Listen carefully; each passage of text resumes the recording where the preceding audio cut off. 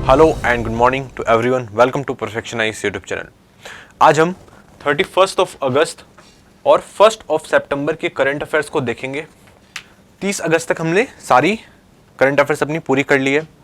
इससे पहले एक मेरी वीडियो आई है टॉप 20 क्वेश्चंस की, वो भी आप जाकर देखेंगे जिसने भी वीडियो नहीं देखी है। एक और बहुत ही इंपॉर्टेंट वीडियो आने वाली है इकोनॉमिक सर्वे पे, वो भी आप देखेंगे। स्पेशल वीडियो है, बिहार स्पेशल वीडियो है। ठीक है, स्टार्ट करते हैं आज की क्लास। इसमें आज क्या क्या है, स्कीम्स है, बिहार न्यूज़ है, नेशनल न्यूज़ है और इंटरनेशनल न्यूज़ है। काफ़ी सारे टॉपिक्स हैं, 30 से 32 टॉपिक्स हैं। आज भी हम लोग देखना स्टार्ट करते हैं। ठीक है, एक एक करके। फर्स्ट क्या है, स्कीम से रिलेटेड है। स्कीम क्या है, पीएम श्री। अभी लॉन्च कब हुई थी? ये लॉन्च हुई थी 2022 में सितंबर में। 2022 में सितंबर में लॉन्च हुई। ये एक सेंट्रली स्पॉन्सर्ड स्कीम है। अब एक बार इसकी फुल फॉर्म हम लोग देख लेते हैं। इसकी फुल फॉर्म है स्कूल से related, prime minister schools for rising India. याद रहेगा, श्री से prime minister schools for rising India, याद रहेगा। इसको मॉनिटर कौन कर रहा है? Under department of social education and literacy, ministry and education के अंडर में, गवर्नमेंट ऑफ इंडिया के अंदर में। इसमें क्या कहा गया है, पीएम श्री में क्या कहा गया है कि हम लोग 14,500 स्कूल्स को रिनोवेट करेंगे, उसमें वर्ल्ड क्लास फैसिलिटीज़ देंगे। इंफ्रास्ट्रक्चर की फैसिलिटीज़ होनी चाहिए, वो स्कूल ग्रीन स्कूल कहलाना चाहिए, वाटर मैनेजमेंट होना चाहिए, मतलब जितनी भी फैसिलिटीज़ हो सकती है वो वहाँ पे होनी चाहिए। ठीक है, टेक्नोलॉजी होनी चाहिए उसमें। और जितने भी गवर्नमेंट के स्कूल्स हैं, जो भी सेंट्रल गवर्नमेंट रन कर रही है, स्टेट गवर्नमेंट रन कर रही है और लोकल गवर्नमेंट रन कर रही है, इन सारे ही स्कूलों को 14,500 स्कूलों को रिनोवेट करने की इसमें बात करी है। ठीक है, समझ में आया। प्राइवेट स्कूल में इसका कोई जिक्र नहीं है, इसलिए अगर प्राइवेट स्कूल आएगा ऑप्शन में तो वो मत लगा के आ जाना। Only government schools, Navodaya Vidyalaya और केंद्र विद्यालय, केंद्र विद्यालय सारे और नवोदय विद्यालय सारे। ठीक है, समझ में आ गया। जितने भी स्कूल्स है जो सेंट्रल गवर्नमेंट द्वारा फंडेड है, स्टेट गवर्नमेंट द्वारा फंडेड है और लोकल गवर्नमेंट द्वारा फंडेड है, उन सबको पीएम श्री योजना के तहत उनको रिनोवेट करा जाएगा और वहां पे वर्ल्ड क्लास फैसिलिटीज को प्रोवाइड करा जाएगा। समझ में आ गया। पीएम श्री के बारे में कुछ देख लेते हैं क्या क्या है इसमें। पीएम श्री में ये सारी चीज मैं आपको बता चुका हूँ कि एग्जिस्टिंग स्कूल्स को, जो पहले से स्कूल्स है, कोई नया स्कूल बनाने की बात नहीं करे कि स्क्रैच से कुछ नया स्कूल बनाएंगे, नहीं, जो पुराना स्कूल है उसी को बेहतर करने की बात इसमें करी जा रही है। ठीक है, इसमें ऑब्जेक्टिव क्या है कि 14,500 स्कूलों को हम लोग वर्ल्ड क्लास फैसिलिटीज दें वहां के बच्चों को। और इसके लिए कितने हजार करोड़ रुपए, 27,000 करोड़ से ज्यादा रुपए को एलोकेट कर दिया गया है, ये आपको पता होना चाहिए अगले 5 साल के लिए। ठीक है, 2022 में एलोकेट करा गया था, मतलब 2027-28 तक ये प्रोजेक्ट चलने वाला है। ठीक है, 2022-23 से स्टार्ट हुआ था और चलेगा कब तक? 2027-28 तक, ये आपको पता होना चाहिए। ठीक है, और इसके बारे में देख ले, समझ में आ गया। पीएम श्री क्या है? पीएम श्री क्या है? पीएम श्री एक सेंट्रली स्पॉन्सर्ड स्कीम है, मतलब इसमें कुछ पैसे बिहार गवर्नमेंट, स्टेट गवर्नमेंट के भी लगेंगे। बिहार गवर्नमेंट के कितने पैसे लगेंगे? बिहार गवर्नमेंट के 40% पैसे लगेंगे, ये चीज आपको पता होनी चाहिए। ठीक है, टोटल पैसा कितना था? 27,000 करोड़ से ज्यादा का था। ठीक है, उसमें से 18,000 करोड़ कौन दे रहा है? सेंट्रल गवर्नमेंट दे रही है और 9,000 करोड़ के आसपास कौन दे रही है? स्टेट गवर्नमेंट दे रही है। ये चीज आपको पता होनी चाहिए। ठीक है, जितनी भी नॉर्थ ईस्टर्न स्टेट है और हिमाचल प्रदेश, यहाँ पे क्या होगा? यहाँ पे क्या होगा कि 90% सेंट्रल गवर्नमेंट देगी और 10% देगी स्टेट गवर्नमेंट। ये चीज़ आपको पता होनी चाहिए। और जो यूटीज है, जहाँ पे लेजिस्लेचर नहीं है, वहाँ पे क्या होगा? वहाँ पे सारे के सारे पैसे ही 100% पैसे कौन देगा?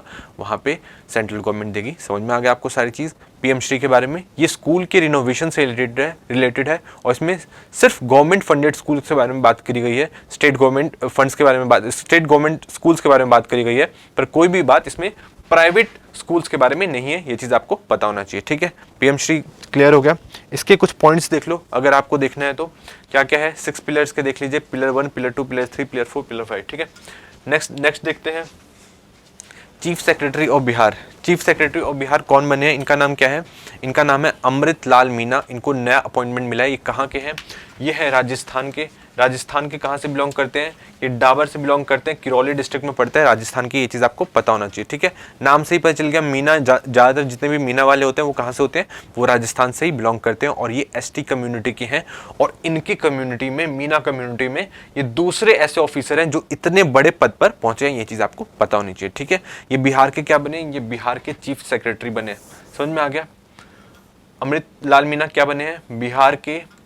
बिहार के चीफ सेक्रेटरी बने हैं। इससे पहले जो थे जिन्होंने अपना पदभार अब छोड़ दिया, रिटायर हो गए, उनका नाम आप मुझे नीचे कमेंट सेक्शन में बताएंगे, ठीक है। बिहार चीफ सेक्रेटरी के बारे में पता चल गया, और इन्होंने मुख्यमंत्री जी से मुलाकात की, फिर इन्होंने यही सब बातें करी कि हम स्कीम्स हर एक पर्सन तक पहुंचाएंगे, ये सब वो सब जो बातें होती है वो उन्होंने पहुंचाई, ठीक है। ये 1989 बैच के IAS अफसर है, ये भी चीज़ आपको पता होनी चाहिए, बिहार कैडर के। इससे पहले कोल सेक्रेटरी के पद पे थे, कहाँ पे, यूनियन गवर्नमेंट में, फिर इनको वहां से बुलाया गया बिहार में, और बिहार में अभी ने चीफ सेक्रेटरी बना दिया गया है, ठीक है। कब तक बने रहेंगे ये आप मुझे नीचे कमेंट सेक्शन में बताएंगे, बताया तो मैं 2025 तक ये बने रहेंगे, ये चीज़ आपको पता होना चाहिए, ठीक है। समझ में आ गया सारी चीज़ें। अभी देखो चीफ सेक्रेटरी भी बने हैं, NSG के हेड जो है वो भी बिहार के बने हैं, ठीक है। उनका नाम क्या बताया था मैंने आपको, उनका नाम मैंने आपको बताया था B श्रीनिवासन, उनका नाम बताया था, ठीक है। नए DGP बने हैं, जो हमारे पुराने DGP साहब थे उनका नाम क्या था, उनका नाम था RS भट्टी साहब। RS भट्टी साहब कहाँ गए, उनका भी बचा हुआ था रिटायरमेंट का टाइम, ठीक है। वो DGP अभी बने रहते थे, अगले साल तक बने रहते, अगले एक साल तक बने रहते, पर उनको अर्ली पहले ही कहाँ भेज दिया गया है, कहाँ भेज दिया गया, उन्हें CISF का DG बनाकर भेज दिया गया है, ठीक है। ये चीज़ आपको पता होना चाहिए। तो RS भट्टी साहब क्या बन गए हैं, DG बन गए हैं, किसके, CISF के। और इनकी जगह कौन आया है, इनकी जगह जो आए हैं उनका नाम है आलोक राज, इनको आप ध्यान रखेंगे, ठीक है। ये भी 1989 बैच के IPS अफसर है, समझ में आ गया। जो IAS बने हैं चीफ सेक्रेटरी वो भी 1989 बैच के हैं, और ये भी 1989 बैच के हैं, ठीक है। ये चीज़ आपको पता होनी चाहिए, ठीक है। बहुत ऑनेस्ट है, जानते हैं इनको, और ये सीनियर थे किससे, RS भट्टी से, फिर भी RS भट्टी को DGP बना दिया था, बट अब इनको बना दिया है। अभी ये कहाँ पे काम कर रहे थे, अभी ये विजिलेंस डिपार्टमेंट में काम कर रहे थे, ये चीज़ आपको पता होनी चाहिए, ठीक है। नेक्स्ट चीज़ देखते हैं। नेक्स्ट है NIA इन बिहार। NIA का छापा पड़ा है, कहाँ पड़ा है, बेगूसराय में पड़ा है, बेगूसराय में पड़ा है और गया में पड़ा है, ठीक है। बेगूसराय में 7 लोकेशन में पड़ा है और गया में 2 लोकेशन पे पड़ा है, ठीक है। कुछ चीज़ें रिकवर भी हुई हैं, ये चीज़ आपको थोड़ा बहुत अंदाजा होना चाहिए कि क्या चल रहा है बिहार में, ठीक है। अब नेशनल न्यूज़ की तरफ बढ़ते हैं। आसना साइक्लोन, अब इसमें ये अंडर डेवलपमेंट टॉपिक है, ठीक है। अब ये अभी चल ही रहा है, इसके बारे में मैं आपको अच्छे से जानकारी दूंगा अगले 1 से 2 क्लास में। जैसे ही इसमें कुछ पूरा डेवलपमेंट हो जाता है तब मैं आपको सारी जानकारी दूंगा, ठीक है। अभी आपको ये ध्यान रखना है, ये जो आसना साइक्लोन है ये किधर आया है, ये अरेबियन सी में आया है, ठीक है। अरेबियन सी में आया है, और इस टाइप का जो साइक्लोन है बहुत ही ज़्यादा रेयर होता है, और इसको अगस्त साइक्लोन भी बोल रहे हैं। क्या बोल रहे हैं, इसे अगस्त साइक्लोन भी बोल रहे हैं, ठीक है, क्योंकि ये तो अगस्त में बन रहा था। एक और चीज़ के बारे में जानेंगे हम लोग कि इस टाइप के जो साइक्लोन है ये पिछले 100-150 साल में करीब 3 ही आए अभी तक, ठीक है। ये चीज़ आपको पता होनी चाहिए, अगस्त के महीने में ये चीज़ आपको पता होनी चाहिए, ठीक है। ये किसको हिट करेगा और जो कुछ जानकारी होती है वो चीज़ मैं आपको कल की क्लास में या 1-2 क्लास बाद जब पूरी न्यूज़ आ जाएगी इससे रिलेटेड तो मैं आपको सारी जानकारी इससे रिलेटेड दे पाऊंगा, ठीक है। आगे देखते हैं। अभी इस टॉपिक को हम लोग बार बार करेंगे। देखो, हम एक भी टॉपिक को एक बार पढ़ के छोड़ नहीं देते, हम उसको 1-2 दिन तक खींचते हैं ताकि चीज़ें याद हो जाए, ठीक है। सेकंड देखते हैं टीवी सोमनाथन। इनके बारे में ऑलरेडी मैंने बता दिया था जब इनको सेलेक्ट करा गया था कि ये बनेंगे हमारे नए कैबिनेट सेक्रेटरी, पर अब इन्होंने अपना पदभार संभाल लिया है। कब से संभाला है, 31 अगस्त से संभाला है, और कितने साल के लिए संभाला है, इन्होंने 2 साल के लिए संभाला है, ठीक है। और ये फाइनेंस सेक्रेटरी भी रह चुके हैं, ये चीज आपको पता होनी चाहिए। अभी जो फाइनेंस सेक्रेटरी है उनका नाम आप मुझे नीचे कमेंट सेक्शन में बताएंगे। टीवी सोमनाथन नाम याद आएगा, बहुत फेमस हो गए हैं, बहुत फेमस हो गए, मतलब टीवी पे आने लग गए, इसलिए टीवी सोमनाथन का नाम है, ये चीज आपको पता होनी चाहिए, ठीक है। ये भी 1989 बैच के हैं, 1987 बैच के आई थिंक, ठीक है। और ये तमिलनाडु कैडर से बिलोंग करते हैं, ये चीज आपको पता होनी चाहिए, ठीक है। कौन से कैडर से, ये तमिलनाडु कैडर से बिलोंग करते हैं, ठीक है। टीवी सोमनाथन के बारे में इतना पता चल गया। फाइनेंस सेक्रेटरी आ चुके हैं, सेक्रेटरी डिपार्टमेंट ऑफ एक्सपेंडिचर में, और सारी चीजें तो क्लियर होगी ना। टीवी सोमनाथन साहब को देख लीजिए। अभी तक कौन थे हमारे कैबिनेट सेक्रेटरी, अभी तक थे हमारे कैबिनेट सेक्रेटरी राजीव गौबा, ठीक है। अभी कौन थे, अभी थे राजीव गौबा। समझ में आ गया इतना। आगे देखते हैं इनके बारे में और देखते हैं कुछ चीजें। यही कि उन्होंने जॉइंट सेक्रेटरी के पद पे, एडिशनल सेक्रेटरी के पद पे PMO में भी काम करके ये सारी चीजें इनके बारे में बता रखी है। नेक्स्ट देखते हैं। समझ में आ गया टीवी सोमनाथन कौन थे। CBFC का full form central board of film certification. अब कंगना रनौत जो है उन्होंने आरोप लगाया central board of film certification पे कि आप मेरे को सर्टिफिकेट क्यों नहीं दे रहे कि मैं अपनी मूवीज को रिलीज कर सकूं, कहां पे, थिएटर्स में, ठीक है। इन्होंने अभी रोक लगा रखी है, जब तक CBFC सर्टिफिकेट नहीं देता तब तक कोई भी जो फिल्म है रिलीज नहीं होती, ठीक है। तो ये कौन से एक्ट के तहत देता है, ये सिनेमेटोग्राफी एक्ट 1952 के तहत देता है, और सिनेमेटोग्राफी रूल्स 1983 के तहत देता है, ठीक है। अभी कुछ और रूल्स अपडेट हुए हैं 2024 में, ठीक है, जिसमें कैटेगराइजेशन कर दी है 7+, 13+, 18+ में, ठीक है। ये सारी कैटेगराइजेशन कर दी है, उसको हम बाद में देखेंगे। अभी CBFC के बारे में थोड़ी कोर चीजें जान लेते हैं, ठीक है। Central board of film certification, जब तक ये देती नहीं है, मतलब जब तक ये सर्टिफिकेट नहीं देती है तब तक कोई भी फिल्म रिलीज नहीं होती है। तो कंगना रनौत ने इन पे आरोप लगाए हैं। ठीक है, इसमें एक जो चेयरमैन होता है, एक चेयरमैन होता है प्लस 12 मेंबर होते हैं मिनिमम, और ये मेंबर 25 भी हो सकते हैं। ठीक है, ये चीज़ आपको पता होना चाहिए। 12 मेंबर तो मिनिमम रहेंगे ही रहेंगे और मैक्सिमम 25 मेंबर रह सकते हैं, और एक चेयरमैन रहते हैं। अभी जो चेयरमैन है उनका नाम क्या है? उनका नाम है प्रसून जोशी। प्रसून जोशी को बहुत सारे लोग जानते होंगे। ठीक है, वो एक्टर रहे हैं। अभी उनकी जाके आप फोटो देख लेंगे, नहीं तो मैंने आगे शायद लगा भी रखी होगी। ठीक है, पहले क्या था सीबीएफसी में, अगर आपको उनका कोई भी वर्डिक्ट, अगर उन्होंने जैसे सर्टिफिकेट देने से आपको मना कर दिया, तो पहले क्या होता था कि आप एफकैट में चल जाते थे। ठीक है, वहां पे कंप्लेन लेके चल जाते थे ट्राइब्यूनल में। इस ट्राइब्यूनल का जो हेड होता था वो कौन होता था? वो हाई कोर्ट का रिटायर्ड जज होता था। ठीक है, बट अब इस बार रूल्स के तहत सीबीएफसी में अमेंडमेंट करके जो हमारी सेंट्रल गवर्नमेंट ने इस चीज को खत्म ही कर दिया, इस ट्राइब्यूनल को खत्म कर दिया। अब अगर आप अग्री नहीं करते हो किससे? सीबीएफसी से, तो आपको सीधा कहाँ जाना पड़ेगा? हाई कोर्ट जाना पड़ेगा। ठीक है, क्वेश्चन आ सकता है कि आप हाई कोर्ट भी नहीं जा सकते, सीधा आपको सुप्रीम कोर्ट जाना पड़ेगा, तो वो गलत होगा। नहीं, हाई कोर्ट जा सकते हैं। ठीक है, हाई कोर्ट की जुरिस्डिक्शन रहती है, ये चीज़ आपको पता होनी चाहिए। ठीक है, तो अब इन्होंने थ्रेटन किया कि हम लोग हाई कोर्ट चल जाएंगे। ठीक है, अगर आपने मुझे सर्टिफिकेट नहीं दिया, क्योंकि मैंने तो उसमें कुछ भी गलत दिखाया नहीं है, जो चीज़ें हैं मैंने वही चीज़ें दिखाई हैं। ठीक है, और जो सीबीएफसी के मेंबर्स हैं उनका आरोप है कि हम लोग को थ्रेट मिल रहा है आपकी मूवी की वजह से, तो इसलिए अभी हम आपको सर्टिफिकेट नहीं देंगे, कुछ चीज़ें आपको हटानी पड़ेगी। ठीक है, अब आगे देखते हैं। अभी जो चेयरमैन है वो कौन है? प्रसून जोशी, इनको आप जानते होंगे। ठीक है, इसके बहुत सारे रीजनल ऑफिस है। कितने हैं? टोटल 9 रीजनल ऑफिस है। बिहार किस में पड़ता है? बिहार का जो हेडक्वार्टर है वो कहाँ पे? कोलकाता में है। ठीक है, सीबीएफसी के 9 रीजनल ऑफिस में 9 रीजनल ऑफिस है, और बिहार कौन से रीजनल ऑफिस के अंदर में पड़ता है? वो कोलकाता रीजनल ऑफिस के अंदर पड़ता है सीबीएफसी के। ये चीज़ आपको पता होना चाहिए। ठीक है, आगे देखें, नेक्स्ट देखते हैं। नेक्स्ट क्या क्या है? ये मैंने एक बस दिखा दिया कि 2023-24 में कितनी मूवीज रिलीज हुई, कितनी लॉन्ग फिल्म थी। इसका कुछ सिग्निफिकेंस नहीं है, बस आपको जानने पहचानने के लिए बस लगा दिया मैंने। ठीक है, अगर जो देखना चाहे वो देख सकता है। नेक्स्ट देखते हैं। नेक्स्ट क्या है? नमाज ब्रेक। अब नमाज ब्रेक चला आ रहा था कब से? ब्रिटिशर्स के जमाने से। कहाँ पे? आसाम में, जहाँ पे क्या होता था कि फ्राइडे में 2 घंटे का ब्रेक दे दिया जाता था। किसको? पूरे हाउस को ही, कि जाओ अब 2 घंटे तक आपको जो करना है मतलब करो। मतलब बेसिकली वो नमाज के लिए होता था। अब इस नमाज को हटा दिया, क्योंकि हमारी जो कंट्री है वो सेकुलर कंट्री है, तो ऐसे किसी एक रिलीजन के लिए ऐसे ब्रेक कैसे दिया जा सकता है? ठीक है, किसी पूजा मंदिर के लिए तो दिया नहीं जाता, तो नमाज के लिए कैसे दिया जाता है? तो वहाँ के जो आसाम के सीएम है हेमंत बिस्व शर्मा, उन्होंने यह कह के इसको हटवा दिया। कहाँ पे? हाउस में। ठीक है, और हाउस में फुल सपोर्ट मिला उनको। अभी जो हाउस के चेयरमैन है, हाउस के जो स्पीकर है, उनका नाम क्या है? बिस्वजीत डैमरी। ये चीज आपको पता होना चाहिए। ठीक है, 1946 तक आसाम में पीएम भी था, उससे पहले 9 साल पहले ही वो बना था। उनका नाम है सैयद मोहम्मद सदुल्ला। ये चीज आप ध्यान रखेंगे। ठीक है, आसाम के बारे में ये सारी चीजें समझ में आ गई। वहां पे 7 नेशनल पार्क है, उसके बारे में हम आगे बात करेंगे। आसाम के बारे में एक और चीज देख लीजिए कि अभी रिसेंटली 2024 में ही चराइदेव मैदान, ठीक है, चराइदेव मैदान, इसको क्या मिला है? इसको मिला है यूनेस्को वर्ल्ड हेरिटेज साइट का दर्जा। किसमें? कल्चरल कैटेगरी में। ठीक है, ये चीज आप ध्यान रखें। कल्चरल कैटेगरी में चराइदेव मैदान को क्या मिला है? यूनेस्को वर्ल्ड हेरिटेज साइट का दर्जा। क्यों मिला है? क्योंकि ये बहुत ज्यादा इंपॉर्टेंट साइट थी। किसके लिए? अहोम किंगडम के रूलर्स के लिए। ठीक है, जितने भी रूलर्स थे उनको यहाँ पे दफनाया जाता था, और वहाँ पे जो भी हाई क्लास लोग थे, जो रूलर्स थे और जो उनके मिलिट्री जनरल्स थे, उनको यहाँ पे दफनाया जाता था। ठीक है, यहीं पे दफनाया गया था। किसको? अहोम किंगडम के एक बहुत ही इंपॉर्टेंट जनरल को, मिलिट्री जनरल को, जिसका नाम था लचित बुरफुकान। ठीक है, लचित बुरफुकान, इनको यहीं पे दफनाया गया था। ये चीज मैंने स्पेशली इनके बारे में क्यों बताया? क्योंकि अभी मार्च में ही इनकी स्टैचू भी अनवेल करी गई थी। कहाँ पे अनवेल करी गई थी? लोकेशन का नाम आप मुझे बताएंगे।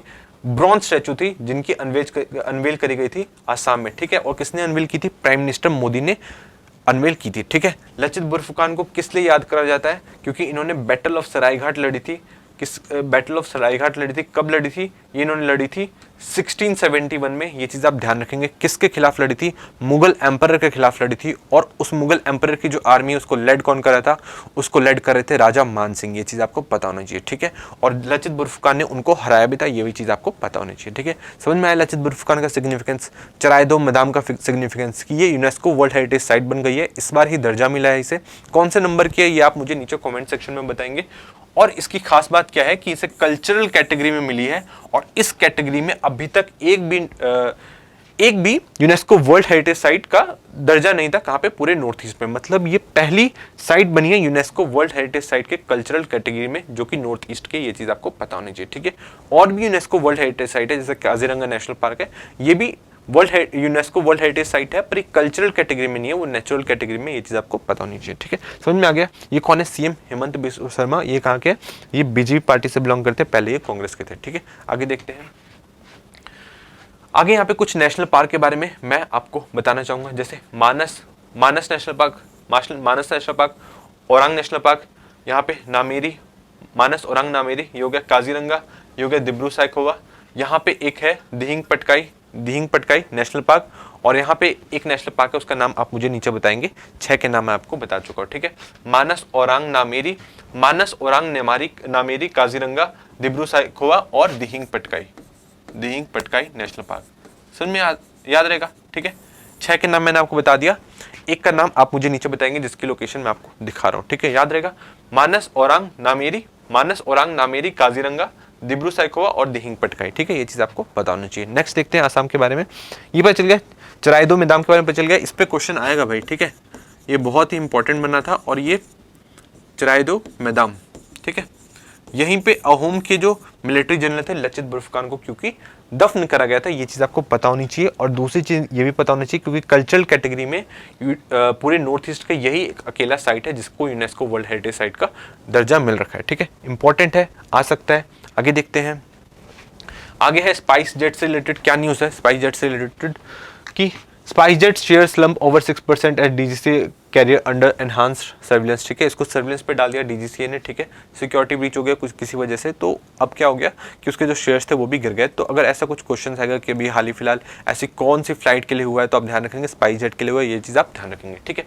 डीजीसी क्या है? Director general of civil aviation, ठीक है। ये किसके अंदर में आता है? ये एक रेगुलेटरी बॉडी है जो किसके अंदर में आता है? ये मिनिस्ट्री ऑफ सिविल एविएशन के अंडर में आता है, ये चीज आपको ध्यान रखेंगे, ठीक है। डीजीसी का काम क्या है? जितने भी एयरपोर्ट्स है उनको डेवलप करना प्लस उनका मेंटेनेंस करना, ठीक है। प्लस एयर ट्रैफिक कंट्रोल का भी काम ये करती है, ठीक है। तो आप क्वेश्चन पूछोगे कि इसका काम तो एयरपोर्ट अथॉरिटी ऑफ इंडिया करती है, तो जी हाँ, एयरपोर्ट अथॉरिटी ऑफ इंडिया भी करती है और डीजीसीए भी करती है। किसका काम? डीजीसीए भी करती है। किसका काम? एयर ट्रैफिक कंट्रोल का। ये भी चीज आप ध्यान रखेंगे, ठीक है। इसका ये भी काम है कि सिक्योरिटी चेक करना है एरोप्लेन पे, ठीक है। अगर वहां पे कुछ ऐसी प्रॉब्लम तो नहीं आती, टेक्निकल ग्लिच तो नहीं आता, तो डीजीसीए ये सारी चीजें करती रहती है। ये चीज आपको पता होना चाहिए, ठीक है। एयरपोर्ट अथॉरिटी ऑफ इंडिया को कब सेटअप करा गया था? इसको सेटअप करा गया था 1995 में। ये चीज आपको पता होना चाहिए। और कुछ रह गया? सारी चीज हो गई, ठीक है। आगे देखते हैं। नेक्स्ट देखते हैं और क्या न्यूज में है। आईएनएस अरिघाट, इसके बारे में मैं आपको बता चुका हूं, फिर से बताया तो क्योंकि इंपॉर्टेंट है। और अगर डिटेल में चाहिए तो 1-2 क्लास पीछे चल जाओ, तो आईएनएस अरिघाट के बारे में मैंने बहुत अच्छी तरीके से आपको समझाया है, ठीक है। ये क्या है? ये सेकंड न्यूक्लियर सबमरीन है किसकी? इंडिया की, ठीक है। ये चीज आपको पता होनी चाहिए। हमारे पास टोटल न्यूक्लियर सबमरीन कितनी है? हमारे पास टोटल न्यूक्लियर सबमरीन है 2। एक है आईएनएस अरिहंत, जिसे हमने कब अनवील किया था? इसे अनवील किया था 2016 में। एक बार मैं लिख देता हूं, ठीक है। हमारे पास 2 है, एक है आईएनएस अरिहंत, ये हमने 2016 में अनवील किया था, और एक अभी आ गया है हमारे पास आईएनएस अरिघाट, ठीक है। अरिघाट का मतलब क्या होता है? डिस्ट्रॉयर ऑफ द एनिमी, ठीक है। बहुत ही पावरफुल नेम है। इसे कब लॉन्च किया गया? इसे 2024 में लॉन्च किया, मतलब अभी 1-2 दिन पहले ही लॉन्च करा गया है, ठीक है। इसको लॉन्च किसने किया? अनवील किसने किया? इसको हमारे डिफेंस मिनिस्टर राजनाथ सिंह ने अनवील किया। प्राइम मिनिस्टर मोदी मत लगा के आ जाना, ठीक है। और इसके बारे में कहाँ से अनवील करा गया? ये विशाखापट्टनम से अनवील करा गया। टेक्निकल टॉपिक है, इसके बारे में कुछ फीचर्स पूछे जा सकते हैं, ठीक है। आईएनएस अरिघाट के बारे में कुछ फीचर्स पूछे जा सकते हैं, तो आपको फीचर्स ध्यान रखनी है कि ये 120 मीटर की इसकी लंबाई है, और ये 12 से 15 नॉट की स्पीड से सरफेस पे चल सकती है, और 20 से 25 नॉट की स्पीड से ये अंडर वाटर चल सकती है। ये चीज़ें आपको पता होना चाहिए, ठीक है। समझ में आ गया। एक और हम लोग न्यूक्लियर सबमरीन बना रहे हैं, उसका नाम आप मुझे नीचे कमेंट सेक्शन में बताएंगे। आज से 2 क्लास पहले की आप क्लास देखोगे तो उसमें मैंने ये चीज़ें करवा रखी है, ठीक है। समझ में आ गया। सबसे ज़्यादा सबमरीन किसके पास है न्यूक्लियर पावर्ड? सबसे ज़्यादा यूएसए के पास। सेकंड नंबर पे चाइना मत करके आना, सेकंड नंबर पे रशिया है, थर्ड नंबर पे है चाइना, फोर्थ नंबर पे इंडिया नहीं है। फोर्थ नंबर और फिफ्थ नंबर की कंट्री आप मुझे बताओगे, ठीक है। इंडिया काफ़ी पीछे है, हम लोग इवन छोटी छोटी कंट्री से भी पीछे हैं, ये चीज़ आप मुझे नीचे बताएंगे। नेक्स्ट देखते हैं। नेक्स्ट क्या है? शी बॉक्स, इसके बारे में मैंने बताया था, ये एक सेंट्रलाइज्ड पोर्टल होने वाला है जहां पे कोई भी जो वुमेन है जो अपने वर्क प्लेस पे सेक्सुअल असॉल्ट फील करती है या उसको लगता है कि उसके जो मतलब उस पर सेक्सुअल वायलेंस हो रहा है, किसी टाइप का सेक्सुअल असॉल्ट हो रहा है, उससे मिसबिहेवियर हो रहा है, तो यहाँ पे जाके अपनी कंप्लेन दर्ज करा सकती है। इससे फ़ायदा क्या होगा कि उसकी जो कंप्लेन है उसका निवारण होगा, ऑनलाइन वो ट्रैक भी कर सकती है कि क्या क्या प्रोसेस चल रहा है उसका, ठीक है। ये पूरा सेंट्रलाइज सिस्टम होने वाला है। किस चीज़ से रिलेटेड? वर्क प्लेस पे जो वुमेन काम कर रही है उससे रिलेटेड ये है, ये शी बॉक्स बनाया गया पोर्टल, ठीक है। ये चीज़ आपको पता होनी चाहिए। इसको लॉन्च किसने किया? इसे लॉन्च किया अन्नपूर्णा देवी ने, ठीक है। अन्नपूर्णा देवी ने इसे लॉन्च किया। और इसके बारे में क्या पता होना चाहिए आपको? वर्क प्लेस से रिलेटेड एक केस था। कौन सा केस था? विशाखा गाइडलाइंस। विशाखा गाइडलाइंस, ये चीज़ आप ध्यान रखेंगे। एक बार इसके बारे में आपको अच्छे से बताऊंगा किसी दिन, ठीक है। विशाखा गाइडलाइंस क्या थी? सुप्रीम कोर्ट ने दी थी, ठीक है। वर्क प्लेस से रिलेटेड थी। विशाखा गाइडलाइंस मैंने आपको इसलिए बता दिया कि हो सकता है प्रीलिम्स में आ जाए कि विशाखा गाइडलाइंस किससे रिलेटेड है, ये सेक्सुअल असॉल्ट से रिलेटेड क्या है, sexual assault at work place से रिलेटेड कौन सा इसमें से है। कुछ टॉपिक्स के नाम दिए होंगे तो उसमें अगर विशाखा गाइडलाइंस होंगे तो वो चीज़ आप ध्यान रख सकते हैं, ठीक है। आगे देखते हैं। विशाखा कोई रियल नेम नहीं है, विशाखा एक एनजीओ का नाम था। आगे देखते हैं। Bill pass to make Muslim marriage registration compulsory in Assam. इसके बारे में अभी इन्होंने एक कारनामा किया, ठीक है। नमाज को हटा के, मतलब जब सेशन चल रहा है तो नमाज करना क्यों जरूरी है फ्राइडे में, ये इन्होंने करा। और इन्होंने एक और धमाका किया है कि इन्होंने जो मुस्लिम मैरिज एक्ट था उसको रिपील कर दिया। ये भी ब्रिटिशर्स के ज़माने से ही चल रहा था, ठीक है। ये चीज़ आपको पता होनी चाहिए। कहाँ पे हुआ ये चीज़? आसाम में। अगर क्वेश्चन आएगा कि अभी मुस्लिम मैरिज एक्ट किसने रिपील किया, तो आप ध्यान रखेंगे किसने किया? आसाम ने किया, सीएम हेमंत बिस्वा शर्मा ने किया। ये चीज़ आप ध्यान रखेंगे, ठीक है। कौन सा एक्ट था? एक्ट था असम मुस्लिम marriage and divorce registration act 1935। अब क्या कर दिया गया कि जो भी मैरिजेज होंगी और जितने भी डिवोर्सेज होंगे वो सारे लीगल होने चाहिए और प्लस वो कानून की नज़र में होने चाहिए और उसका रजिस्ट्रेशन होगा। ये चीज़ पक्का कर दिया, ठीक है। पहले ये सारी चीज़ें नहीं होती थी, इसलिए आप देख सकते थे कि मुस्लिम जो मेंस थे उनकी 2-3 वाइफ भी हो जाती थी, ठीक है। तो इन सब चीज़ों को रोकने के लिए इन्होंने एक अभियान चलाया, ठीक है। इन्होंने एक और अभियान चलाया था, इसमें जो वुमेन्स थी, जो बच्चियाँ थी, ठीक है, चाइल्ड मैरिज को रोकने के लिए भी इन्होंने एक साथ 1200 से 2000 लोगों को अरेस्ट करवा दिया था एक ही दिन में। ये भी चीज़ कहाँ पे हुआ था? ये हुआ था असम में, ठीक है। हरियाणा मत लगा के आ जाना या राजस्थान मत लगा के आ जाना कि वहीं पे ये सारी चीज़ें होती नहीं, असम में ये सारी हुई हैं, ठीक है। ये पावर में है अभी और इन्होंने 2 रीजनल पार्टी से वहाँ पे अलायंस करके ये पावर में बने हुए हैं, ठीक है। आगे देखते हैं एंटी डंपिंग ड्यूटी। अब ये एंटी डंपिंग ड्यूटी क्या है उसको हम लोग समझ लेते हैं। इकोनॉमिक्स का टर्म है। एंटी डंपिंग ड्यूटी कब होता है? एंटी डंपिंग ड्यूटी तब होता है जब फॉर एग्जांपल कि आपकी कंट्री में, इंडिया में आप कुछ सामान बना रहे हो, ठीक है। समझ लीजिए कि आप स्टील बना रहे हो, ठीक है। पर आपको दूसरी कंट्री पाकिस्तान में क्या करना है कि अपने में तो जैसे 40 रुपये बना रहे हो और वहाँ पे भी समझ लीजिए कि 40 का ही हो रहा है, ठीक है, या 50 का हो रहा है या 40 का ही हो रहा है। तो आप क्या कर रहे हैं कि यहाँ पे 40 का हो रहा है पर कोई बात नहीं, हम लोग बहुत सारा प्रोड्यूस करें, एकदम मास लेवल पर प्रोड्यूस करें, फिर उन सबको बहुत ही कम दाम में वहाँ पे 30 में ही बेच रहे हैं हम लोग, ठीक है। हम लोग को थोड़ा महंगा पड़ रहा है वो ठीक है, पर हम लोग वहाँ पे उसको थोड़ा सा सस्ता करके बेच रहे हैं, ठीक है। एक बार सस्ता करके हमने बहुत सारी चीज़ें ऐसी बेची और जब वहाँ की सारी इंडस्ट्री जो वहाँ की इंडस्ट्री होगी, क्योंकि वहाँ पे जब चीप वाला मिलेगा तो लोग चीप वाला खरीदेंगे, तो और सारी इंडस्ट्री जब खत्म हो जाएगी तब ये लोग अपना राज कर सकते हैं, मतलब ये लोग अपना शेयर बढ़ा सकते हैं, ठीक है। ऐसे ही चाइना ने क्या किया था, जो हमारा स्मार्टफोन वाला जो मार्केट है उसको इस तरीके से कैप्चर किया था, ठीक है। तो एंटी डंपिंग ड्यूटी किस पे लगा दी गई है? चाइना पे लगा दी गई है। वहाँ के किसके ऊपर लगाई है? वहाँ के एल्यूमिनियम फॉइल्स के ऊपर लगाई है। ये चीज़ आपको पता होना चाहिए, ठीक है। चाइना पे जनरली ये सब चीज़ें लगती है क्योंकि चाइना ही इस टाइप की हरकतें करता रहता है। बहुत सारी कंट्रीज के खिलाफ इस टाइप का एक्शन नहीं देखोगे इंडिया का, चाइना के खिलाफ ही ज़्यादातर रहता है। लास्ट के कुछ ईयर्स में देखोगे तो क्योंकि चाइना ये सारी चीज़ें करता रहता है, ठीक है। ये चीज़ आपको पता होना चाहिए। ये प्रोसेस स्टार्ट कौन करता है? ये प्रोसेस स्टार्ट करता है DGTR, director general of trade remedies. ये स्टार्ट करते हैं किसी की कंप्लेन के ऊपर और जिसको फाइनल अप्रूवल देता है ये देता है मिनिस्ट्री ऑफ फाइनेंस, ठीक है। अब आपको मुझे बताना है कि DGTR जो है वो कौन से मिनिस्ट्री के अंडर में है, ये चीज़ आप मुझे बताएंगे। और ये चीज़ आप ध्यान रखेंगे कि मिनिस्ट्री ऑफ फाइनेंस से जब अप्रूवल मिल जाता है तभी ये ड्यूटी लग सकती है, एंटी डंपिंग ड्यूटी लग सकती है। ये चीज़ आपको पता होना चाहिए, ठीक है। सेकंड चीज़, एक और चीज़ ध्यान रखो कि काउंटर व्हीलिंग ड्यूटी होती है। काउंटर व्हीलिंग ड्यूटी क्या होती है? For example counter wheeling duty होती है कि आपकी जैसे यहाँ पे क्या होता है कि एग्रीकल्चर प्रोडक्ट मतलब वीट ये सब जो होता है, वीट या किसी भी प्रोडक्ट के ऊपर अगर हम लोग सब्सिडी देने लग जाए, ठीक है, अगर जैसे कोई कंपनी है, चाइना की कंपनी, वो स्मार्टफोन बना रही है और चाइना की गवर्नमेंट क्या बोले कि आप हमसे सब्सिडी ले लो, सब्सिडी ले लो, मतलब 30% पैसा हम आपको स्पॉन्सर करेंगे या इस चीज़ के पैसे नहीं लगेंगे, तो ऑब्वियसली जो उनका प्रोडक्ट बनाने का जो कॉस्ट है वो काफ़ी कम हो जाएगा। जब कॉस्ट कम हो जाएगा तो वो जब बाहर दूसरी कंट्री में डालेंगे तो वो भी कम में डालेंगे, ठीक है। तो अब उसको आप किसके अंडर में तो नहीं रखोगे, एंटी डंपिंग ड्यूटी में डंपिंग का आरोप तो नहीं लगा सकते कि ये सस्ते में डंप करे, नहीं, इनको सब्सिडी मिली तब ये उतने ही प्राइस पे यहाँ पे आके बेच रहे हैं, ठीक है। तो उस केस में क्या लगाया जाता है, उस केस में काउंटर वेलिंग ड्यूटी लगाया जाता है, क्योंकि आपको सब्सिडी ऐसे नहीं दे सकते, ठीक है। तो काउंटर वेलिंग ड्यूटी लगा दिया जाता है और इसमें क्या करा जाता है कि इंपोर्ट होता है उस पर टैक्स बढ़ा दिए जाते हैं। ये चीज़ आपको पता होनी चाहिए, ठीक है। जैसे 40 का होना चाहिए और वो 30 रुपए में बेच रहे हैं, तो यहाँ पे हम लोग 10 रुपए का और टैक्स लगा देंगे, इंपोर्ट टैक्स, तो यहाँ पे घूम फिर के 40 ही हो जाएगा। तो क्या होगा कि मार्केट में कंपटीशन बना रहेगा। ऐसा नहीं कि चाइना के जो कंपनीज है जैसे उन्होंने पहले दबदबा बना रखा था वैसे ही दबदबा बना के हमारी जो लोकल इंडस्ट्री उसको खत्म कर दे, ऐसा हम नहीं करने दे सकते, ठीक है। ये चीज़ आपको पता होनी चाहिए। जो WTO है, वर्ल्ड ट्रेड ऑर्गेनाइजेशन, ये एंटी डंपिंग ड्यूटी को और काउंटर व्हीलिंग ड्यूटी को सही ठहराता है कि हाँ ऐसे कंट्री कर सकती है, ठीक है। ये चीज़ आपको पता होनी चाहिए।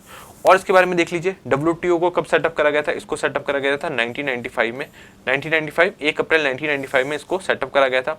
और इसके बारे में 1 अप्रैल है 1 जनवरी है, ये चीज़ आप मुझे नीचे कॉमेंट सेक्शन में बताइएगा, ठीक है। एक बार कंफर्म कर लीजिएगा क्या है। WTO के बारे में ये पता चल गया। इसको किसको हटा के बनाया गया था, इसको हटा के बनाया गया था GATT। इसको कब सेटअप करा गया था ये आप मुझे नीचे कमेंट सेक्शन में बताएंगे, ठीक है। General agreement on trade and tariffs, ठीक है। गेट को हटाने के बाद WTO का सेटअप करा गया था, ये चीज आपको पता होनी चाहिए, ठीक है। WTO के बारे में और चीज जान लीजिए कि इसमें कितनी कंट्रीज पार्टनर है, इसमें 164 कंट्रीज पार्टनर है और ये 98% ऑफ ट्रेड को कंट्रोल करता है, उस पर नजर रखता है, ये भी चीज आपको पता होनी चाहिए। इंडिया इसका मेंबर है, ये भी आपको पता होना चाहिए। ये आप देखेंगे कि इंडिया फाउंडिंग मेंबर है कि नहीं, अगर फाउंडिंग मेंबर नहीं है तो इसने कब ज्वाइन किया था ये आप मुझे नीचे कमेंट सेक्शन में बताएंगे, ठीक है। WTO एक और इससे रिलेटेड एक सिग्निफिकेंस है कि ये जो भी फैसला लेते हैं वो कंसेंसस बेस्ड होता है, ठीक है। कंसेंसस बेस्ड होता है, ये भी चीज आपको पता होनी चाहिए। ऑप्शन में आएगा कि कंसेंसस बेस्ड होता है तो आपको लगेगा कि हो सकता है नहीं ऐसा नहीं होगा, ठीक है, बट नहीं, कंसेंसस बेस्ड होता है, ये चीज आपको पता होनी चाहिए, ठीक है। आगे देखते हैं,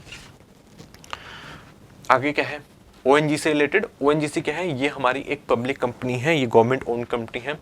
तो इसने कहा है, इसने USA से परमिशन मांगी है कि हमें वेनेजुला के साथ ट्रेड करने दो, वहाँ पे हमारे बहुत सारे पैसे फंसे हुए हैं। तो ये परमिशन मांगी है, किसने मांगी है, ONGC, ये चीज़ आप ध्यान रखेंगे, ठीक है। इससे पहले रिलायंस इंडस्ट्री ने मांगी थी और उनको भी मिल गई थी और ONGC को भी हो सकता है मिल जाए।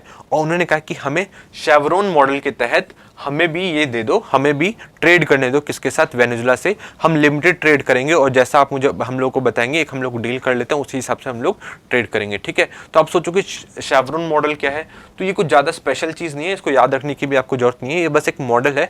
मतलब उस टाइम एक कंपनी ने दूसरी कंट्री पर ट्रेड लगा रखा था, बैन लगा रखा था, किसने, USA ने रिस्ट्रिक्शन लगा रखी थी, बट फिर भी एक शेवरॉन नाम की कंपनी ने इस टाइप का USA गवर्नमेंट के साथ नेगोशिएट किया और कहा कि हमें भी ट्रेड करने दो उस कंट्री के साथ। तो उसने जो एग्जांपल सेट किया उसको ही हम लोग क्या कहते हैं, शेवरॉन मॉडल, मतलब इस मॉडल के तहत ही हमें भी करने दो, ठीक है। उनको करने दिया था, हमें भी करने दो, तो हो सकता है USA इसको अलाउ कर दे। तो ये चीज़ आपको ध्यान होना चाहिए, ठीक है। और ये सारी चीज़ें कौन कंट्रोल करता है, office of foreign asset control of US department of treasury, US department of treasury का ये ऑफिस कंट्रोल करता है कि किसको परमिशन देनी है ये करने की और किसको परमिशन नहीं देनी है, ये चीज़ आपको पता होनी चाहिए, ठीक है। इंडिया जो US के सैंक्शंस को नहीं मानता, हम लोग किसी भी कंट्री के सैंक्शंस को नहीं मानती, ये चीज़ आपको पता होना चाहिए। वो बात अलग है कि हमको फॉलो करना पड़ता है, फॉलो इसलिए करना पड़ता है क्योंकि हम लोग अब छोटी मोटी कंट्रीज़ के लिए तो दूसरे बड़े कंट्री से अपना मतलब रिश्ते खराब तो करेंगे नहीं, ये चीज़ आपको पता होनी चाहिए। हम लोग सिर्फ UN के सैंक्शंस को सैंक्शंस मानते हैं और किसी भी कंट्री के सैंक्शंस को सैंक्शंस नहीं मानती, ये चीज़ आपको पता होना चाहिए, ठीक है। आगे देखें, ONGC के बारे में समझ में आ गया। और देखते हैं हम लोग क्या क्या है। विस्तारा के बारे में, विस्तारा का एयर इंडिया के साथ मर्जर लगभग हो गया है और ये दोनों मिलकर काम करेगी, मतलब अब ये दोनों एक ही हो गई, कब से, 12 नवंबर से, ये चीज़ आपको पता होना चाहिए, ठीक है। अभी हाल फिलहाल में अभी क्या है कि डिज्नी और जियो का, डिज्नी और रिलायंस का भी मर्जर हो चुका है। उसको मर्जर को परमिशन किसने दे दी थी, कंपटीशन कमीशन ने दे दी थी। कंपटीशन कमीशन ने इसकी मर्जर की घोषणा कर दी थी कि हाँ मर्जर कर सकते हैं, ठीक है। कंपटीशन कमीशन क्या करता है, कंपटीशन एक्ट 2002 के तहत राघवन कमेटी के रिकमेंडेशन पे बनाया गया था। क्यों बनाया गया था, ताकि कंपटीशन को बनाए रखे। क्यों कंपटीशन को बनाए रखना जरूरी है, ताकि फ्री मार्केट बनी रहे, ये चीज़ आपको पता होनी चाहिए, ठीक है। फ्री मार्केट को बचाए रखने के लिए कंपटीशन कमीशन का होना जरूरी होता है, और वही देखता है कि मर्जर कौन से कंट्रीज का, ऐसा तो नहीं कोई बड़ी कंट्री जो बड़ी कंपनी छोटी कंपनी को परेशान कर रही है, या उसको खत्म करने के लिए क्या है, या तो उसको पूरी तरीके से डिस्ट्रॉय कर दे या तो उसको खरीद ले, ठीक है। ये दो तरीके होते हैं, तो उस तरीके से खत्म कर सकती है या डिस्ट्रॉय कर सकती है, कुछ भी कर सकती है। तो इन सारी चीज़ों पर नजर कौन रखता है, कंपटीशन कमीशन हम लोग का नजर रखता है, ठीक है। कंपटीशन कमीशन को मैंने बहुत ही ज़्यादा डिटेल में अपने अगस्त के करंट अफेयर्स में कराया है, वो चीज़ आप जाकर देखेंगे, ठीक है। आगे देखते हैं, नेक्स्ट क्या है, आईएनएस अरिघाट, इनके बारे में तो मैंने आपको बता दिया, ठीक है, बहुत इंपॉर्टेंट है। आगे देखते हैं, आगे क्या है, राष्ट्रीय पोषण माह, इसको किसने स्टार्ट किया, अन्नपूर्णा देवी ने गुजरात में इसको स्टार्ट किया, ये चीज आपको पता होना चाहिए, ठीक है। ये किसके लिए, वुमेन के लिए है, ठीक है, अनीमिया जिनको हो रखा है, ठीक है, बच्चों के लिए, उन लोगों के लिए है, ठीक है। आगे देखते हैं, what is the Wadhwan port launch by PM Modi, ठीक है। वाधवन पोर्ट कहाँ पे लॉन्च हुआ है, ये चीज आपको पता होना चाहिए। वाधवन लॉन्च हुआ है दहानू टाउन में, पालघर डिस्ट्रिक्ट ऑफ महाराष्ट्र, ठीक है। महाराष्ट्र में दहानू टाउन में, पालघर डिस्ट्रिक्ट में इसे लॉन्च किया गया। पालघर डिस्ट्रिक्ट नाम आपने सुना होगा, यहीं पे जो मॉन्क्स थे, जो 2-3 मॉन्क्स थे जो कि हिंदू मॉन्क्स थे, उनकी लिंचिंग करी गई थी कुछ लोगों के द्वारा, तो उस टाइम बहुत ज्यादा न्यूज में आ गया था। तो उसी के दहानू टाउन में इसे अनवील करा गया, किसको, वाधवन पोर्ट को, ये चीज आपको पता होनी चाहिए। और ये one of the deepest lake होने वाला है पूरे वर्ल्ड में, ये भी चीज आपको पता होनी चाहिए, ठीक है। इंडिया का लार्जेस्ट डीप वाटर पोर्ट है, ये चीज आपको पता होना चाहिए, और इसे 76,000 करोड़ रुपए की लागत से बनाया गया, ये भी चीज आपको पता होनी चाहिए, ठीक है।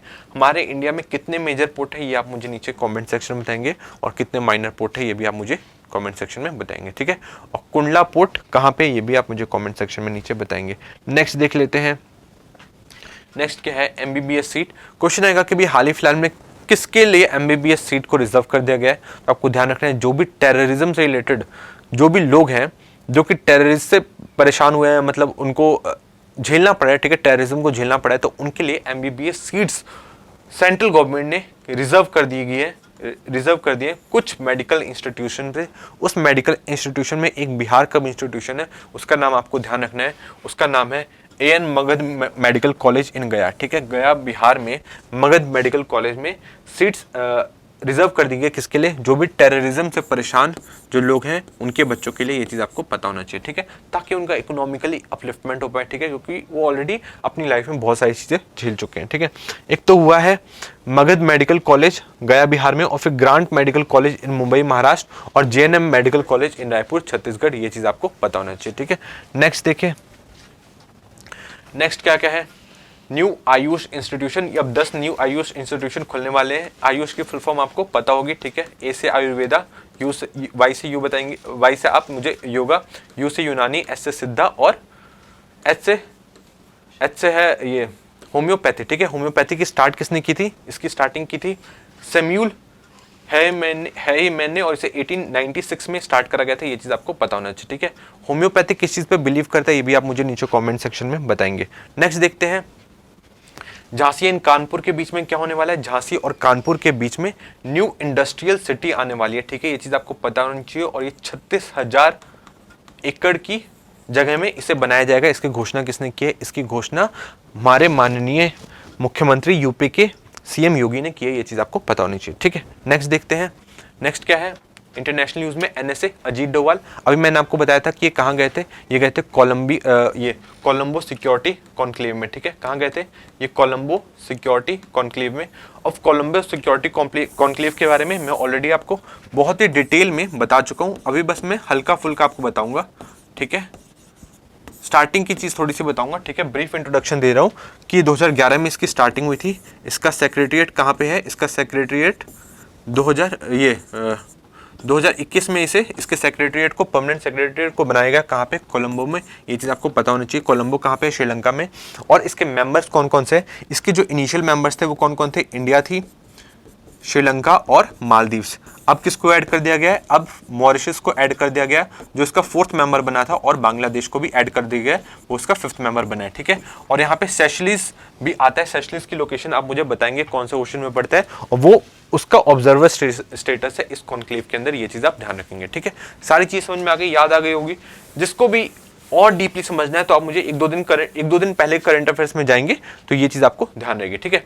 तो Adani green energy has committed over $440 million for wind power project in north Sri Lanka, ये चीज आपको पता होनी चाहिए। मतलब नॉर्थ श्रीलंका में $440 million का इन्वेस्टमेंट करा जाएगा, किसके द्वारा? अडानी ग्रीन एनर्जी द्वारा, ठीक है।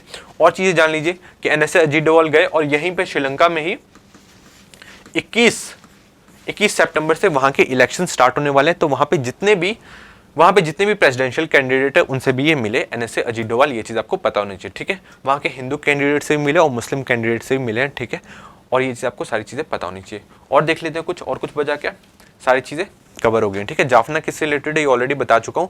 और श्रीलंका और इंडिया के बीच में ही अभी 40 साल बाद फिर से फेरी सर्विसेज स्टार्ट हुई है। क्वेश्चन आएगा कि रिसेंटली कौन सी कंट्रीज के बीच में फेरी सर्विसेज स्टार्ट हुई है, तो आप ध्यान रखेंगे जाफना और इंडिया और श्रीलंका के बीच में फेरी सर्विसेज स्टार्ट हुई है, ठीक है। नेक्स्ट देखते हैं, नेक्स्ट क्या है? नेक्स्ट है एनएसए अजीत डोवाल वाली बात मैंने आपको बता दी, ठीक है। और एक चीज जान लीजिए कि जो श्रीलंका में इंडिया के जो हाई कमिश्नर है उनका नाम क्या है? उनका नाम है संतोष झा, ठीक है। संतोष झा इंडिया के हाई कमिश्नर है, कहां पे? श्रीलंका में। और क्या आपको इसके बारे में पता होना चाहिए? प्रणय कुमार वर्मा कौन है? वो हमारे इंडिया के हाई कमिश्नर है, कहां पे? बांग्लादेश में, ये चीज आपको पता होनी चाहिए, ठीक है। संतोष झा के बारे में पता चल गया, संतोष झा कहां पे है? श्रीलंका में है। और प्रणय कुमार वर्मा कहां है? बांग्लादेश में, ये चीज आपको पता होनी चाहिए, ठीक है। श्रीलंका के ही तीन आइलैंड में अभी हम लोगों ने बोला था 2022 में प्रॉमिस किया था श्रीलंका से कि हम लोग इन्वेस्टमेंट करेंगे, ठीक है, श्रीलंका के कुछ आइलैंड्स में। तो जिस आइलैंड में अभी हम लोगों ने इन्वेस्टमेंट करने की बात कही थी वहां पे हम लोग अब प्रोजेक्ट के लिए पैसे देने हमने स्टार्ट कर दिए। तो कौन कौन से आइलैंड्स थे? उनका नाम था, एक तो डेल्फ्ट आइलैंड, नाम याद रखेंगे, डेल्फ्ट आइलैंड तो आपको नाम याद रखना ही पड़ेगा। सेकंड इज नैना तीवू आइलैंड और थर्ड इज अनालाई तीवू आइलैंड, ठीक है। अभी नाना तीवू अनालाई तीवू तो आप ऐसे याद रखेंगे क्योंकि कच्चा तीवू आइलैंड आपको पता होगा कि इंडिया और श्रीलंका के बीच में इंडिया ने श्रीलंका को दे दिया था। तो आपको ध्यान रखना है कि नैना तीवू अनालाई तीवू है वो भी श्रीलंका का, ये चीज आपको ध्यान रखना है, ठीक है। नाम याद रहेगा, कच्चा तीवू से ये दोनों नाम याद रहेंगे और डेल्फ्ट आइलैंड आप नाम याद रख लीजिए, ठीक है। समझ में आ गया? इंडिया ने प्रॉमिस किया था कि हम लोग हाइब्रिड पावर प्रोजेक्ट के लिए आपको पैसे देंगे, तो अभी इन्होंने उसकी पहली किस्त दे दी है। कितने टोटल पैसे का वादा किया था इंडिया ने, ये मैं ऑलरेडी आपको अपने पुराने करंट अफेयर्स के लेक्चर में 1-2 दिन पहले के लेक्चर में बता चुका हूँ, ये आप मुझे नीचे कमेंट सेक्शन में बताएंगे, ठीक है। नेक्स्ट देखते हैं, नेक्स्ट क्या चीजें हैं। नेक्स्ट है तालिबान। अभी मैंने आपको बताया था कि अभी क्वेश्चन ऐसा आएगा कि अभी रिसेंटली कौन सी कंट्री में ऐसा कहा गया है कि वुमेन को पूरे कपड़े ढक के रखने चाहिए, ठीक है, इवन उनको सिंगिंग भी अलाउड नहीं है। या क्वेश्चन आएगा कि हो सकता है ऐसा क्वेश्चन है कि अभी रिसेंटली कौन सी कंट्री में वुमेन ने प्रोटेस्ट किया गाना गा के, तो आप ध्यान रखेंगे अफगानिस्तान में। क्या अफगानिस्तान किस रूल के अंडर में? तालिबान रूल के अंडर में। और तालिबान के साथ इंडिया के अच्छे रिलेशंस हैं और अफगानिस्तान के साथ इंडिया बॉर्डर शेयर करता है, ये चीज आपको पता होनी चाहिए, ठीक है। आगे देखिए, समझ में आ गई ये सारी चीजें। तालिबान ने यही कहा कि यूएन ने क्रिटिसाइज किया होगा, तो तालिबान ने कहा कि भाई आप तो इस्लामिक रूल के बारे में कुछ जानते ही नहीं हो, जब आप जानते नहीं तो ये तो आपका एरोगेंस दिखाता है, ठीक है। जिस चीज को आप जानते नहीं उस पर भी आप कॉमेंट कर रहे हो। अब आपको डिसाइड करना है कि इनकी बात सही है कि इनकी बात सही है, ठीक है। आगे देखते हैं। बल वहां पे क्या बोल दिया गया कि कोई भी जो वुमेन है वो कोई भी अपने उनके शरीर का थोड़ा सा भी पार्ट नहीं दिखना चाहिए, प्लस उनकी आवाज भी सुनाई नहीं देनी चाहिए, ठीक है।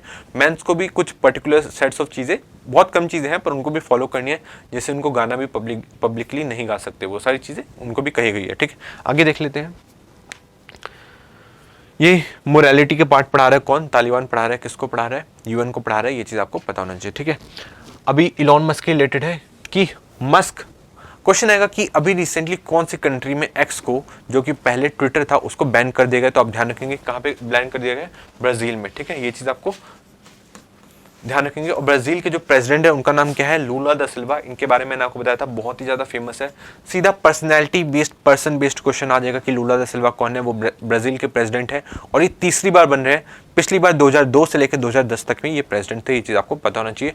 और इनकी अप्रूवल रेटिंग बहुत ही ज्यादा है, जैसे हमारे प्राइम मिनिस्टर मोदी जी की है वैसे इनकी अप्रूवल रेटिंग 85% के आसपास रहती थी, ये चीज आपको पता होना चाहिए, ठीक है। 2022 में इन्होंने फिर से पदभार संभाला है और आगे के 4-5 साल के लिए ये वहाँ के प्रेसिडेंट बने रहेंगे। और इंडिया के साथ ब्राजील के काफ़ी अच्छे रिलेशन है, ये चीज़ आपको पता होना चाहिए, ठीक है। आगे देखें तो वही उन्होंने इनको राय दी कि भाई आपको तो रिस्पेक्ट लॉ है, उनकी रिस्पेक्ट करनी चाहिए, ठीक है। ये अमेरिकन कंपनी क्या करती है, इस टाइप से दूसरे कंट्री में इन्वेट करती है और फिर अपनी चलाने की कोशिश करती है। नेक्स्ट देखते हैं एप्पल और एनवी इंडिया, ठीक है। अब ये जो दो कंपनीज है ये किस में इन्वेस्ट कर सकते हैं, ये इन्वेस्ट कर सकते हैं चैट जीपीटी में, ये चीज आपको पता होनी चाहिए। आगे ये अभी जो न्यूज है ये अभी अंडर प्रोसेस है, ठीक है। अभी इसके ऊपर सारी न्यूज खुल के नहीं आई है, जैसे खुल के आएगी तो मैं आपको और अच्छे से बताऊंगा एप्पल और एनवी इंडिया के बारे में, ये चीज आप ध्यान रखेंगे, ठीक है। बस ये अभी ध्यान रखिए कि एप्पल और एनवी इंडिया सोच रहा है अभी, एनवीडिया नहीं, एनवीडिया सोच रहा है कि वो चैट जीपीटी में इन्वेस्टमेंट कर सकते हैं, ठीक है। आगे देखते हैं नेक्स्ट क्या है। Prime minister Modi to visit Brunei Singapore in first week of September. ये बात मैं ऑलरेडी आपको बता चुका हूँ कि ऐसी कुछ बात हुई है, ठीक है। प्राइम मिनिस्टर मोदी कहाँ पे जा सकते हैं, सिंगापुर में जा सकते हैं फर्स्ट वीक ऑफ सितंबर में। ब्रुनेई की लोकेशन, ब्रुनेई का जो बॉर्डर है किससे लगता है, ठीक है, मलेशिया से लगता है। अब वेस्ट मलेशिया से लगता है या ईस्ट मलेशिया से लगता है, ये चीज आप मुझे नीचे कमेंट सेक्शन में बताएंगे, ठीक है। मलेशिया का जो कैपिटल है वो कहाँ पे है, वेस्ट मलेशिया में कि ईस्ट मलेशिया में, ये भी आप मुझे नीचे कमेंट सेक्शन में बताएंगे, ठीक है। तो प्राइम मिनिस्टर मोदी कहाँ पे जाने वाले हैं, सितंबर में जाने वाले हैं सिंगापुर। सिंगापुर के लिए मैंने आपको बताया था उसके साथ रिलेशन हमारे अच्छे हैं, और पे नाउ के साथ यूपीआई का अग्रीमेंट भी हुआ है, ये भी मैंने आपको बताया था, ठीक है। और चीजें क्या बताई थी कि इसके साथ हमारा एक राउंड टेबल कॉन्फ्रेंस के टाइप का भी चलता है, ठीक है, जो इसके साथ ही सिंगापुर के साथ ही एक्सक्लूसिव है। और ये कब स्टार्ट हुआ था, ये 2022 में स्टार्ट हुआ था, और अभी सेकंड राउंड टेबल कॉन्फ्रेंस हुआ इंडिया और सिंगापुर का, ये चीज आप ध्यान रखेंगे, ठीक है। कहाँ पे हुआ, ये सिंगापुर में ही हुआ और 2024 में हुआ, इससे पहले कब हुआ था, 2022 में हुआ था, ये चीज आप ध्यान रखेंगे, ठीक है। सारी चीज समझ में आ गई। नेक्स्ट देखते हैं, नेक्स्ट क्या है, जापान। जापान में टाइफून आया है, विली विली टाइफून को विली विली भी कहते हैं, कौन से कंट्री में कहते हैं, ये चीज आपको ध्यान रखना है, ठीक है। जापान से रिलेटेड आगे भी है, आगे मैं दिखाता हूँ, सेम न्यूज 2 बार आ चुकी है, एक बार आगे हम लोग देख लेते हैं, ठीक है। जापान के बारे में पहले 2-3 चीज ध्यान रख लीजिए, क्या क्या आपको ध्यान रखना है जापान के बारे में। जापान के 4 इंपॉर्टेंट आइलैंड है, आइलैंड के नाम मैं आपको बता देता हूँ, ठीक है। पहला है होकाइडो, होन्शु, शिकोकू और क्यूशू, ठीक है। क्वेश्चन आएगा कि लुजोन आइलैंड किस कंट्री से रिलेटेड है, ठीक है। तो लुजोन आइलैंड फिलीपींस से रिलेटेड है। क्वेश्चन आएगा कि होन्शु, होकाइडो, शिकोकू है, क्यूशू किससे रिलेटेड है, तो वो रिलेटेड है जापान से, ठीक है। अब ये मैंने आपको नॉर्थ से साउथ में बताया है, ठीक है। 5th है एक ओकिनावा भी है, ये भी आप ध्यान रखेंगे। ओकिनावा आइलैंड भी किससे रिलेटेड है, ये भी आप ध्यान रखेंगे, जापान से ही रिलेटेड है। अब इसको आपको क्या करना है, हो सकता है आपसे पूछे कि एरिया वाइज पूछे, बिगेस्ट से स्मॉलेस्ट पूछे, तो उस केस में आपको क्या करना है, इसी को आपको इंटरचेंज कर देना है। तो होन्शु सबसे बड़ा हो गया, ठीक है, होन्शु सबसे बड़ा हो गया, सेकंड हो गया होकाइडो, थर्ड हो गया क्यूशू, और 4th हो गया शिकोकू, ये चीज आप ध्यान रखेंगे, ठीक है। और 5th ओकिनावा सबसे छोटा आइलैंड है किसका, जापान का, ये भी आप ध्यान रखेंगे, ठीक है। रशिया और जापान के बीच में कुछ आइलैंड्स का कॉन्फ्लिक्ट है, उसका नाम आप मुझे नीचे कमेंट सेक्शन में बताएंगे, ठीक है। आगे देख लेते हैं, ये सारी चीज समझ में आ गई। यूएसए ने जहां पे एटॉम बॉम्ब गिराया था, कहां पे, यूएसए में, वो कौन सा आइलैंड पे गिरा था, उसका नाम मैंने आपको कुछ दिन पहले करंट अफेयर्स में बताया था, वो भी आप मुझे बताएंगे। नेक्स्ट देखते हैं और क्या क्या चीजें। South Korea to ask Telegram other social media firms to help tackle digital sex crimes, ठीक है। वहाँ पे जो डीप फेक से रिलेटेड जो सेक्स क्राइम्स है वो बढ़ते जा रहे थे, कहाँ पे, साउथ कोरिया में। तो इससे रिलेटेड ही टेलीग्राम को कहा है, कहाँ पे, साउथ कोरिया की अथॉरिटीज़ ने कि आप इस चीज़ को कंट्रोल करिए और हमारी मदद करिए इन सारी चीज़ों को कंट्रोल करने में, ठीक है। वहाँ पे क्या होता है, जितनी भी टीनेजर्स, जो वुमेन होती हैं, जो लड़कियाँ होती हैं, उनकी डीप फेक वीडियो को सर्कुलेट करा जाता है, और यह देखा गया कि जितनी भी अभी इस टाइप की डीप फेक वीडियो है उसमें से 60% साउथ कोरियन वुमेन की होती है, ये चीज़ आप ध्यान रखेंगे, ठीक है। आगे देखते हैं, नेक्स्ट क्या है, South Korea to ask Telegram, ये तो मैं आपको बता दिया ना। नेक्स्ट है, India says its development projects in Bangladesh have been impacted, ठीक है। ये तो किसका बयान है, ये उनका बयान है, हमारे एस जयशंकर साहब का, ठीक है, जो कि हमारे फॉरेन मिनिस्टर है। उन्होंने कहा कि हम लोगों को एक कॉमन पॉइंट भी ढूंढना पड़ेगा ताकि हम लोग आगे की बातें कर सके, ठीक है। ये इसे किसने कहा, ये हमारे फॉरेन मिनिस्टर एस जयशंकर साहब ने कहा है, ठीक है। आगे देखते हैं, बांग्लादेश के बारे में ऑलरेडी मैं आपको सारी चीज़ें बता चुका हूँ, इस बार पक्का आएगा करंट अफेयर्स में क्वेश्चन, ठीक है। 3 मैंने ट्रेन के नाम बताए थे जो कि इंडिया और बांग्लादेश के बीच में चलता है, तो वो तीनों ट्रेन के नाम आपको पता होना चाहिए, और जो सबसे लेटेस्ट ट्रेन है उसका नाम भी आपको पता होनी चाहिए, ठीक है। आगे देखते हैं, नेक्स्ट क्या है, टाइफून शनशन, ये मैंने आपको ऑलरेडी बताया ना, टाइफून जो शनशन है कहाँ पे किसको हिट किया है, ये हिट किया है जापान को, ये चीज़ आपको पता होनी चाहिए। और ये कौन से आइलैंड को हिट किया है, ये हिट किया है क्यूशू को, ये चीज़ भी आपको पता होना चाहिए, ठीक है, जापान में। नेक्स्ट देखते हैं, नेक्स्ट क्या है, Germany deports Afghan national for the first time since 2021। इस टाइप की न्यूज़ जो है बस देखते रहो, ठीक है, जनरल न्यूज़ टाइप की होती है, इसमें कुछ याद रखने वाली चीज़ नहीं है, बस आप इसको देखते रहो, ठीक है। जैसे पिछली बार ट्रंप वाला क्वेश्चन आ गया था, तो वो जनरल टाइप का है, उसको याद नहीं करा जा सकता, कोई थोड़ी नजर रखे रहेगा कि कौन कहाँ पे बयान दे रहा है, नहीं। पर इन सारी चीज़ों को आपको देखते रहना कि पूरे वर्ल्ड में नेशनल लेवल पे क्या चल रहा है, ठीक है, और बिहार के गवर्नमेंट में क्या चल रहा है, बिहार की सोसाइटी में क्या चल रहा है, ये आपको थोड़ी सी आपको नजर रखनी है ऊपर से, ठीक है। इसको जनरल न्यूज़ की तरह आप समझा करो। नेक्स्ट है चाइना प्रॉब्लम। इसी जो कॉन्फ्रेंस में जो हमारे एस जयशंकर साहब है, उन्होंने कहा कि चाइना है जो हमारी यूनिक प्रॉब्लम है। चाइना एक जनरल प्रॉब्लम है पूरे वर्ल्ड की, पर इंडिया के लिए ये यूनिक प्रॉब्लम है। ये भी इन्होंने किसने कहा है, एस जयशंकर साहब ने कहा है, ठीक है। तो आज की वीडियो को मैं यहीं पे समाप्त करूंगा। नेक्स्ट वीडियो कल आपको मॉर्निंग में सुबह मिल जाएगी, और मेरी एक वीडियो आई है टॉप 20 करंट अफेयर्स, ये भी जून के महीने की, वो भी आप जरूर जाके देखेंगे, उस पर काफ़ी अच्छा रिस्पॉन्स है। और अगर आप बोलोगे तो मई का भी मैं करंट अफेयर्स ऐसे लाने वाला हूँ, ठीक है। तो आज की वीडियो को यहीं पे समाप्त करते हैं। Thank you so much.